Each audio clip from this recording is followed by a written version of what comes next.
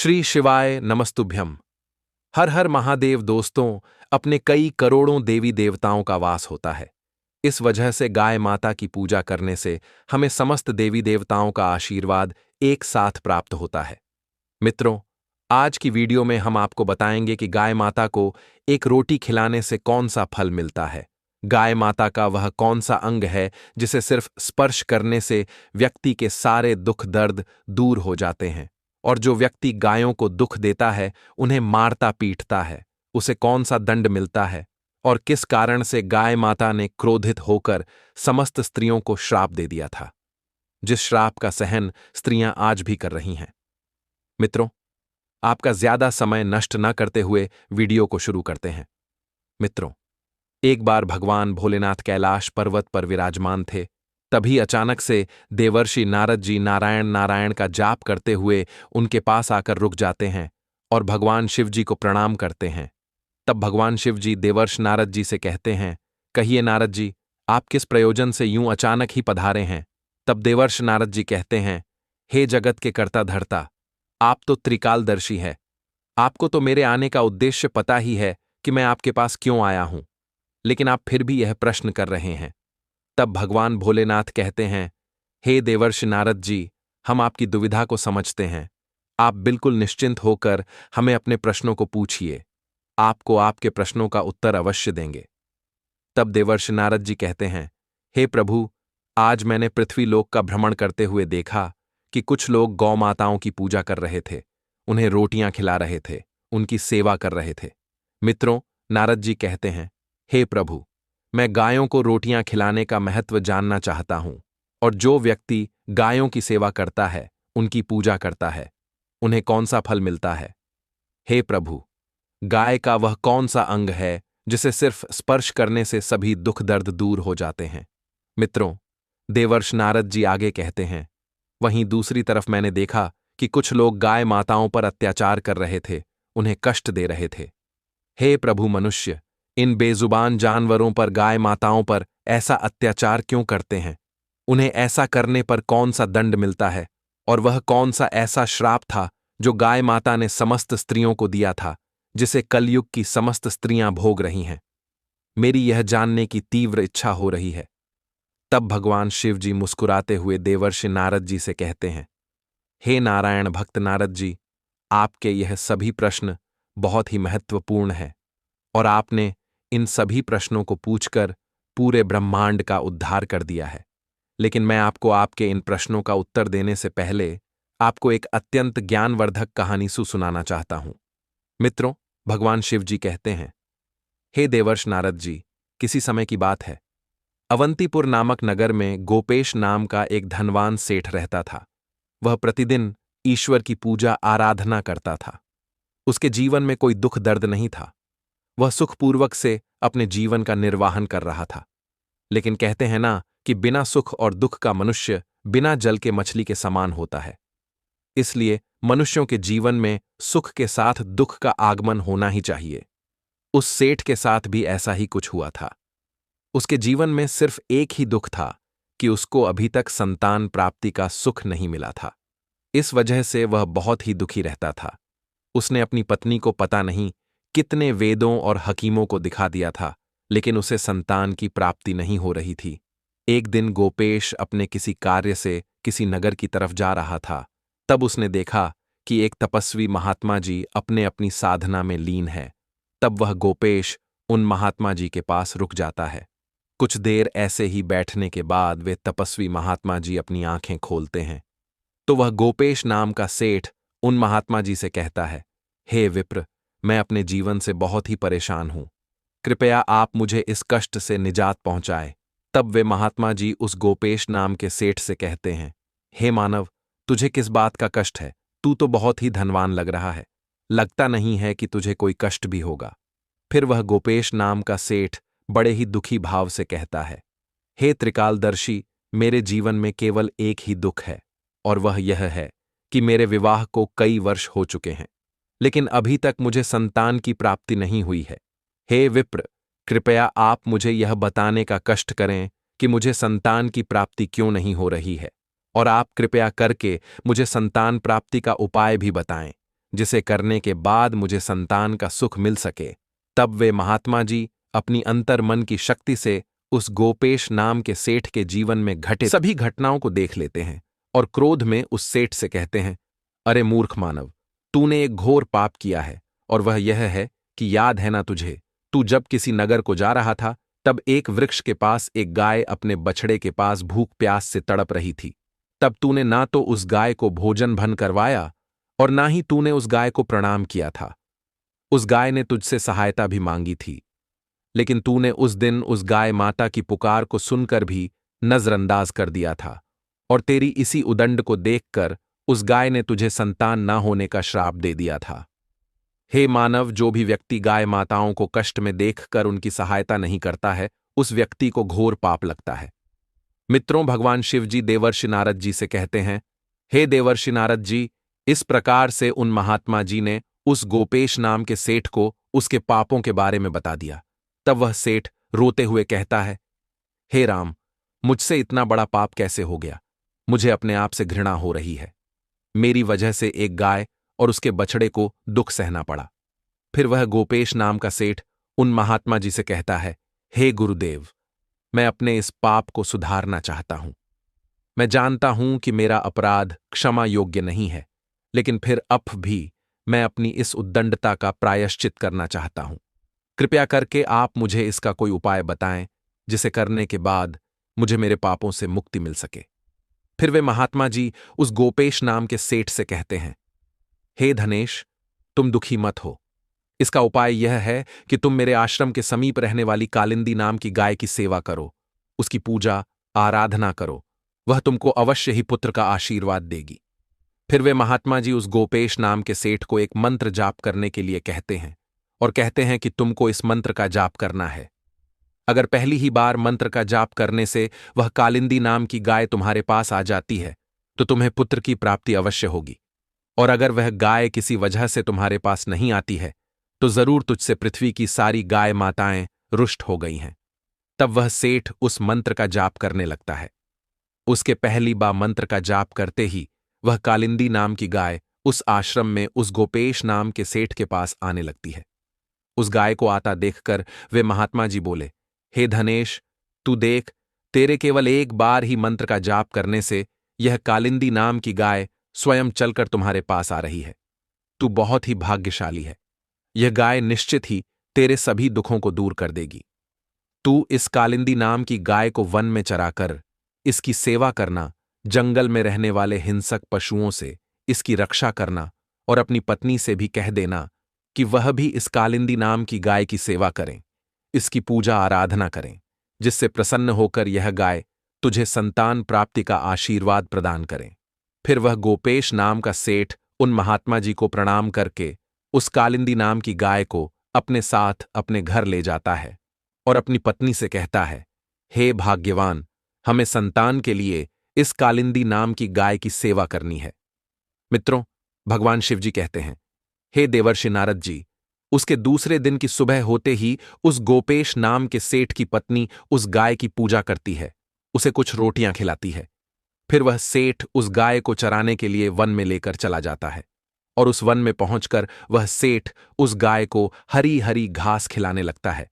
और जब वह कालिंदी नाम की गाय किसी वृक्ष के नीचे विश्राम करने के लिए बैठती है तो वह सेठ भी उसके साथ बैठ जाता है और विश्राम करने लगता है।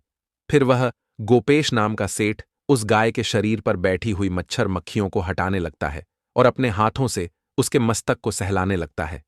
इस प्रकार से उस सेठ को उस गाय की सेवा करते हुए जब शाम हो जाती है तो गोपेश उस गाय के साथ अपने घर लौट आता है।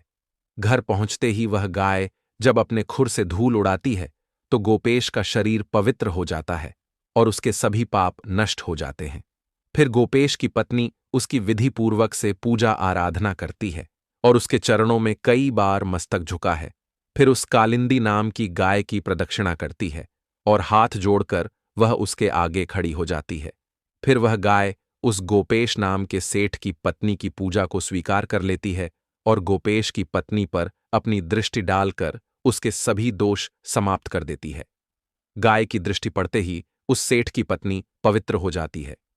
इस प्रकार से उस गोपेश नाम के सेठ को उस कालिंदी नाम की गाय की सेवा करते हुए 28 दिन बीत जाते हैं। फिर 29वें दिन जब गोपेश उस गाय को लेकर वन में चला जाता है और उस वन में पहुंचकर वह गाय वन के बीच में चली जाती है, जहां पर कई सारे पेड़ पौधे, झाड़ियां और बड़ी बड़ी घास थी। वह गाय एक झाड़ी के पीछे छिपकर घास चरने लगती है। इतने में ही एक शेर पीछे से आकर उस कालिंदी नाम की गाय को बलपूर्वक दबोच लेता है। गोपेश को उस शेर के आने की आहट तक नहीं होती है। उस शेर के कसकर दबोचे होने के कारण वह कालिंदी नाम की गाय दर्द भरे स्वर में जोर से बोलने लगती है, हे सेठ, मेरी रक्षा करो, हे सेठ, मेरी रक्षा करो। और जैसे ही गोपेश उस गाय की आवाज सुनता है, वैसे ही वह दौड़ता हुआ उस गाय के पास पहुंच जाता है और वह देखता है कि एक खूंखार शेर ने कालिंदी नाम की गाय को बलपूर्वक दबोच रखा है। इस वजह से उस गाय के आंखों से आंसुओं की धारा बह रही है, तो गोपेश बहुत ही दुखी हो जाता है और एक हाथ में डंडा उठा लेता है।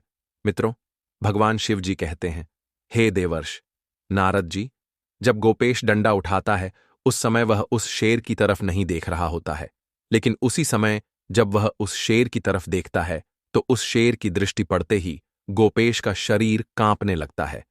उसकी सारी शक्ति क्षीण हो जाती है।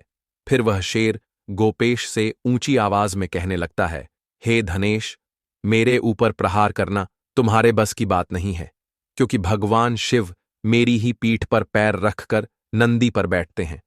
इसीलिए तुम मुझे मारने की चेष्टा मत करो और यहां से लौट जाओ। शायद ईश्वर ने मुझे इस गाय को भोजन के रूप में भेंट किया है, इसीलिए तुम मुझे परेशान मत करो। तुम अपनी जान बचाकर तुरंत ही यहां से निकल जाओ। फिर गोपेश उस शेर से कहता है, हे मृगराज, कृपया आप इस गाय को न मारे। यह गाय एक बहुत ही तपस्वी महात्मा जी ने मुझे मेरे सभी मनोरथ को पूर्ण करने के लिए दी है। कृपया आप इसकी हत्या न करें, क्योंकि इसकी हत्या करने पर तुम्हें महापाप लगेगा और इसका एक छोटा बछड़ा भी है जो घर पर इसका इंतजार कर रहा है। उन महात्मा जी ने मुझे इस गाय की रक्षा और सेवा करने का आदेश दिया है। मैं इस गाय को मरने के लिए छोड़कर नहीं जा सकता। तुम भगवान शिव के सेवक हो, इसीलिए तुम्हारे हाथ से इस गाय को छुड़ाना मेरे लिए असंभव है। इसीलिए हे मृगराज, मेरी आपसे विनती है कि आप इस गाय को छोड़ दीजिए। इसके बदले में मैं अपने आप को अपना पूरा शरीर समर्पित करता हूं। आप मुझे खाकर अपनी भूख शांत कर लीजिए और इससे उन महात्मा जी के आदेश का पालन भी हो जाएगा, मेरे द्वारा गाय की रक्षा भी हो जाएगी। साथ ही साथ गाय माता की रक्षा के लिए प्राण त्यागने से मुझे स्वर्ग की प्राप्ति हो जाएगी। इतना कहकर गोपेश उस शेर के सामने हाथ जोड़कर और आंखें बंद करके बैठ जाता है। फिर अचानक से गोपेश के कानों में एक स्वर सुनाई देने लगता है कि हे पुत्र, उठो, मैं तुम्हारी सेवा से बहुत ही प्रसन्न हूं। यह सुनकर गोपेश उठकर खड़ा हो जाता है और वह अपने सामने उस गाय को देखता है और मन में सोचते हुए कहता है, वह शेर कहीं दिखाई नहीं दे रहा है जिसने आपको बलपूर्वक दबोच रखा था। मित्रों, भगवान शिव जी कहते हैं, हे देवर्ष नारद जी, तब कालिंदी नाम की गाय गोपेश से कहने लगती, हे पुत्र, मैंने ही अपनी माया से शेर का रूप धारण कर लिया था। मैं तुम्हारी परीक्षा लेना चाहती थी। मैं देखना चाहती थी कि संकट में पड़ने पर तुम अपने प्राण बचाते हो या तुम मेरे प्राण बचाते। मैंने यह कैसे किया, यह तो यमराज जी भी नहीं जान सकते हैं, लेकिन तुम मेरी परीक्षा में सफल हो गए। तुम मेरे प्राणों की रक्षा के लिए अपने प्राण संकट में डालने के लिए तैयार हो गए थे, इसीलिए मैं तुम पर बहुत प्रसन्न हूं। अब तुम मुझसे वरदान मांगो। तुम्हें कौन सा वरदान चाहिए वह कहो, मैं अवश्य ही तुम्हारी उस मनोकामना को पूर्ण करूंगी। वह गोपेश नाम का सेठ कहता है, हे गौ माता, मेरी केवल एक मनोकामना यह है कि कृपया आप मुझे संतान प्राप्ति का सुख प्रदान कीजिए।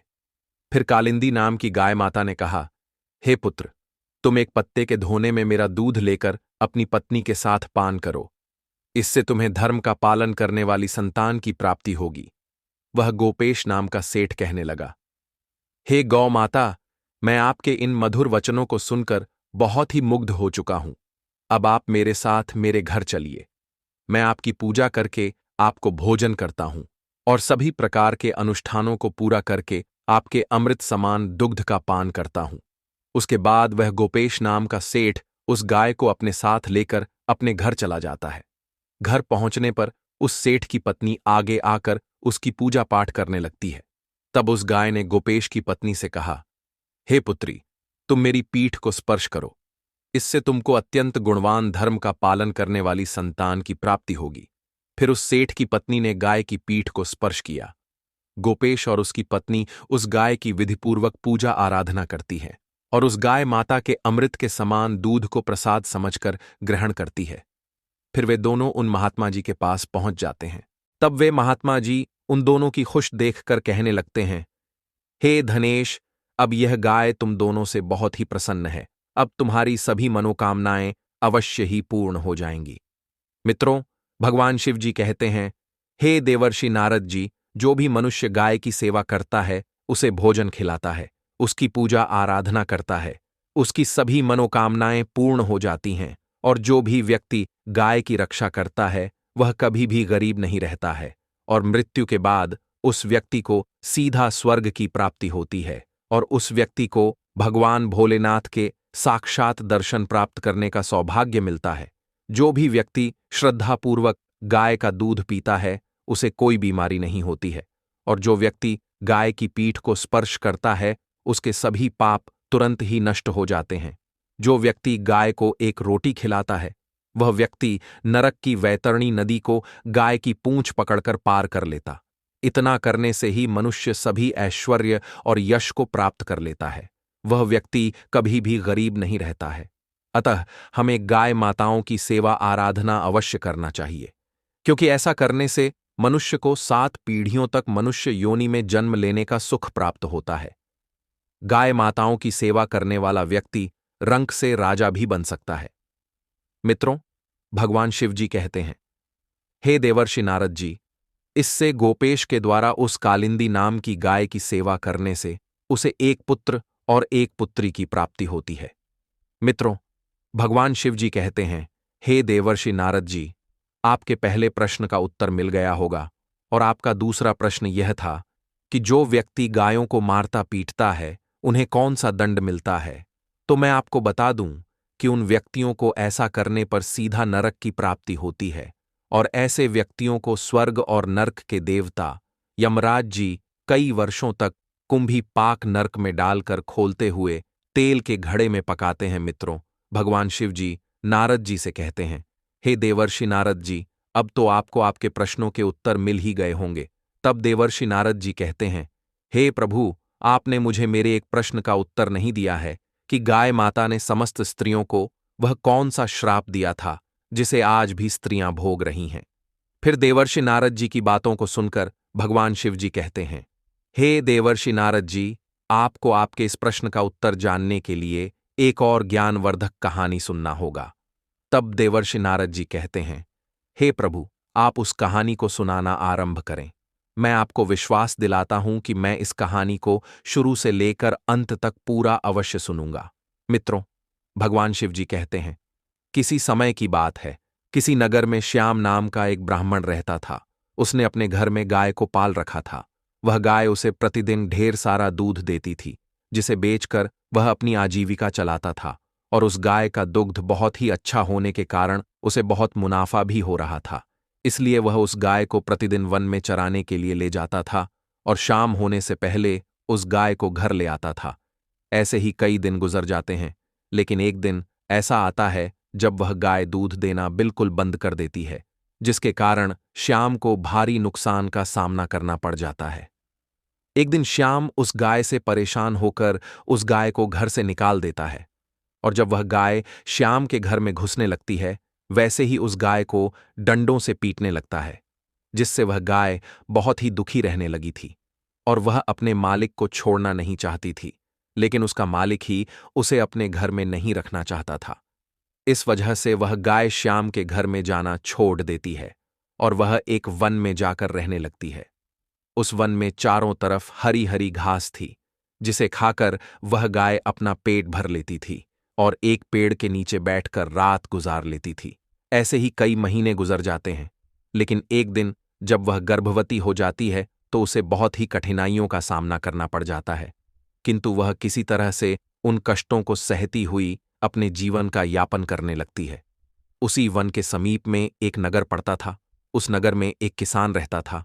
उसकी पत्नी बहुत ही लालची स्वभाव की थी। उसके लालची स्वभाव से वह किसान भी बहुत ही परेशान रहता था। मित्रों, भगवान शिव जी कहते हैं, हे देवर्षि नारद जी, एक दिन जब उस गाय को गर्भवती के 9 महीने बीत जाते हैं, तब अचानक से उसे तीव्र पीड़ा शुरू हो जाती है और वह उस पीड़ा को सहन नहीं कर पाती है। लेकिन किसी तरह से वह उस पीड़ा को सहन कर लेती है और वह गाय एक सुंदर से बछड़े को जन्म दे देती है। उस बछड़े को जन्म देने के बाद वह बछड़ा बहुत ही ज्यादा गंदा हो जाता है, क्योंकि उस गाय ने गलती से अपने बछड़े को कीचड़ में जन्म दे दिया था और वह गाय अपने बछड़े को हिंसक जंतुओं से बचाने के लिए उसे अपने पीठ पर रखने का प्रयास करने लगती है। लेकिन वह ऐसा करने में बार बार असफल हो रही थी, जिससे वह गाय बहुत ही दुखी हो गई थी। तभी अचानक से किसान की पत्नी किसी कार्य के लिए उस वन में पहुंच जाती है, जहां पर वह गाय अपने बछड़े को हिंसक जंतुओं से बचाने के लिए उस बछड़े को अपनी पीठ पर रखने की कोशिश कर रही थी। जब किसान की पत्नी ने देखा कि उस गाय ने एक बछड़े को जन्म दिया है और उसके आसपास कोई भी नहीं है, तो किसान की पत्नी के मन में लालच जाग उठता है और वह अपने मन में सोचने लगती है कि चलो, मैं इस गाय को अपने घर ले चलती हूं।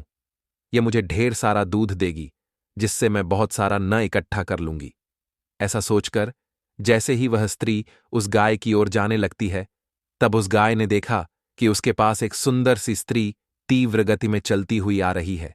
फिर उस गाय ने उस किसान की पत्नी से कहा, हे स्त्री, आप कृपया मेरे इस बच्चे को मेरी पीठ पर रख दो, क्योंकि यह अभी बहुत ही छोटा है और 9 महीने बाद चलने लगेगा। उस गाय को यह पता नहीं था कि उसका बच्चा जन्म लेने के बाद चलने लगता है, और उस समय मनुष्यों के बच्चे भी पैदा होते ही चलने लगते थे। उस गाय को यह बिल्कुल भी पता नहीं था। उस गाय की बातों को सुनकर वह किसान की पत्नी को हंसी आ जाती है और वह हंसते हुए उस गाय से बोली, अरे मैं तुम्हारे बच्चे को तुम्हारी पीठ पर क्यों रखूं? तुम्हारे इस बच्चे को देखो तो यह कितना गंदा हो गया है। इसके ऊपर बहुत मिट्टी भी लगी हुई है। अगर मैं इसे तुम्हारे पीठ पर रखूंगी तो मेरी साड़ी गंदी हो जाएगी। तभी क्रोध में आकर उस गाय ने उस किसान की पत्नी को श्राप देते हुए कहा कि हे मूर्ख स्त्री, तू मेरे बच्चे को मेरी पीठ पर रखने में हिचकिचाना कहाँ रही है? जा, मैं आज से समस्त स्त्रियों को यह श्राप देती हूं कि अब मनुष्यों के बच्चे भी मेरे बच्चे के ही तरह पूरे 9 महीने बाद चलेंगे, और जितने भी पशु पक्षी हैं उनके बच्चे पैदा होते ही चलने लगेंगे। मित्रों, भगवान शिव जी कहते हैं, हे देवर्ष नारद जी, इस प्रकार से गाय माता के श्राप को कलयुग की स्त्रियों को भी भोगना पड़ रहा है। ऐसा पहले नहीं था। पहले मनुष्यों के बच्चे पैदा होते ही चलने लगते थे। सतयुग में सुखदेव पैदा होने के तुरंत बाद ही अपने पैरों पर चलने लगे थे, और वेद व्यास भी जन्म लेने के तुरंत बाद अपने पैरों पर चलने लगे थे। यह बात तो सतयुग की थी, लेकिन कलयुग में ऐसा कुछ भी नहीं है। कलयुग में मनुष्यों के बच्चों को अपने पैरों पर चलने के लिए कम से कम 9 से 10 महीने लग जाते हैं। इसका कारण यह है कि गाय माता ने क्रोध में आकर समस्त स्त्री जाति को एक भयानक श्राप दे दिया था। उस दिन से समस्त स्त्रियों के बच्चे पैदा होते ही अपने पैरों पर चलने की प्रक्रिया वहीं पर रुक गई थी, और गाय माता के श्राप के कारण कलयुग में स्त्रियों के बच्चे 9 से 10 महीने के बाद ही अपने पैरों पर खड़े हो पाते हैं, और गायों के बच्चे उसी दिन से पैदा होते ही अपने पैरों पर चलने लगते हैं। इसीलिए किसी की आत्मा को ठेस नहीं पहुंचाना चाहिए, दूसरों के दुख में दुखी हो जाना चाहिए और दूसरों के काम में आना चाहिए, और साथ ही पशु पक्षियों की सहायता करनी चाहिए। एक स्त्री की गलती की वजह से कलयुग की समस्त स्त्रियों को गाय माता के श्राप का फल भोगना पड़ रहा है। मित्रों, भगवान शिव जी कहते हैं, हे देवर्षि नारद जी, अब तो आपको आपके सभी प्रश्नों के उत्तर मिल ही गए होंगे। तब देवर्ष नारद जी कहते हैं कि हे प्रभु, अब मुझे मेरे सभी प्रश्नों के उत्तर मिल गए हैं और आपने मुझे बहुत ही महत्वपूर्ण ज्ञान दिया है। मैं आपको विश्वास दिलाता हूं कि मैं इस ज्ञान का विस्तार पूरे देवलोक में अवश्य करूंगा। तो दोस्तों, मिलते हैं नेक्स्ट वीडियो में। तब तक के लिए धन्यवाद। हर हर महादेव।